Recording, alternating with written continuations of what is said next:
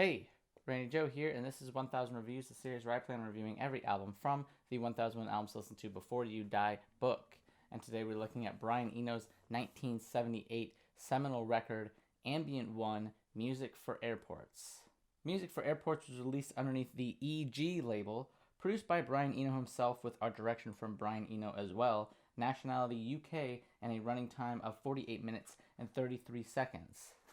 Now before we get into this thing, I just want to say that I am a massive Brian Eno fan and have been for a very long time, and I love pretty much everything there is that he's ever done. I think he is an absolute genius, and I think Ambient 1 is perhaps one of the most notable albums to demonstrate that. You see, before this album came out, the ambient genre, a genre that I'm a huge fan of, existed but not with the title in mind. Before then, it was labeled as different things such as environmental music or just muzak. With this release, Ambient 1, it finally put an official title on it and showed that it was a genre worth of note and put more importance on it overall. Brian Eno's approach to ambient music came about when he was sitting in an airport and felt the anxiety and the dread of an airport that most people feel, and wanted something that was a bit more calming to settle people into the atmosphere before going onto a flight. And on top of that, he wanted to induce a sort of state of hypnosis that would be as interesting as it is ignorable, in his own words. And with Ambient 1, Music for Airports, right out the gate,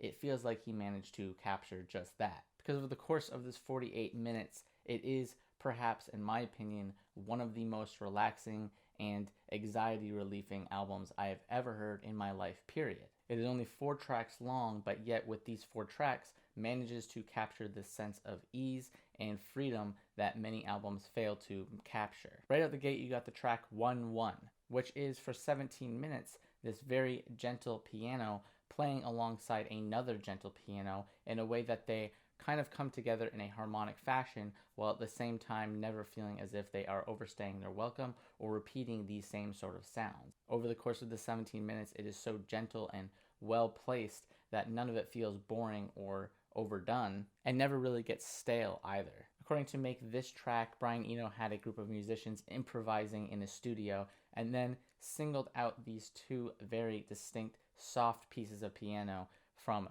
2 opposing different musicians and then put them alongside each other to create this 17 minutes. He put them on loop, and it created this very dynamically interesting track where it's clear the 2 are bouncing off of each other but not quite playing the exact same notes. It is a very gentle and slow 17 minutes that feels as if it captures the very idea of ambient music. Not meandering too long, but at the same time feeling just long enough to be a long, cohesive piece. Then with the second track, you have 8 minutes of what is essentially just gentle singing. This time there is no piano work, but instead it is just all vocals of 3 women and Brian Eno himself singing at various speeds. Brian Eno took the different vocalizations from the women and himself and cut them at different lengths to create a overlapping sort of effect where no 2 sounds would ever repeat more than once. These vocals would overlap one another but never repeat the same sound, which in my opinion is pretty interesting and pretty smart, as it creates this 8-minute piece that never feels as if it is repeating itself, but at the same time still feels somewhat familiar. It is essentially just the same vocals being played over and over and over again, at each being about a 30-second loop, give or take a few seconds, but cut with these various seconds manages to create a varying sound. Over the 8 minutes that this track stays, it feels as if it has a lot of variety despite being just vocals. The third track, 1-2, is a combination of the first 2 tracks with their piano work and the vocalizations, and goes on for about 12 minutes and manages to capture the ideas of the first 2 tracks, but again put together. And then on the 4th track, the final track here, 2-2, we have 8 minutes of what is essentially just synths played at a very low speed, as well as applying 3 types of echoes on it. The synth here is an ARP 2600, which is one of the few synths that managed to capture this sort of sound according to Brian Eno, and he felt that playing it at this speed as well as applying the effects created this very dreamlike sound, which I feel among the tracks here, this might be my personal favorite, as it really is a introspective and deep feeling track that really brings you to a deep recess in your mind as you listen to it. You feel yourself zone out and feel a complete lostness of your life as you listen to it, but in a very joyful and almost introspective sort of way. But I've been talking this whole time about the technical jargon for the most part of the album, all the important aspects as to what makes these tracks what they are, when really at the end of the day, this entire album is just so beautiful front to back with just its atmosphere. I have never felt an album that captures such a sense of atmosphere as well as this one. And if I were to say other albums that would capture this, it would be more Brian Eno albums. Even his experimental rock sort of aspects in the early 70s had their own sense of atmosphere. And I think that's what makes Brian Eno so fantastic, is just his way to capture this atmosphere. And Music for Airports is definitely an example of that. It is super relaxing. It puts you in a state of ease, and whenever you're having a bad day, or at least whenever I'm having a bad day and I put this thing on, I feel myself completely de-stress and be free of all the madness that you might feel on a bad day. This is, in my opinion, a perfect album through and through. There's not a single bad track here, and honestly, I can listen to these things on repeat and never feel as if they're boring just because of how well varied they are. The textures that Brian Eno creates with such simple ideas is truly breathtaking, and I think this album is just a masterpiece. You have to take note of the fact that this was essentially the first ambient record.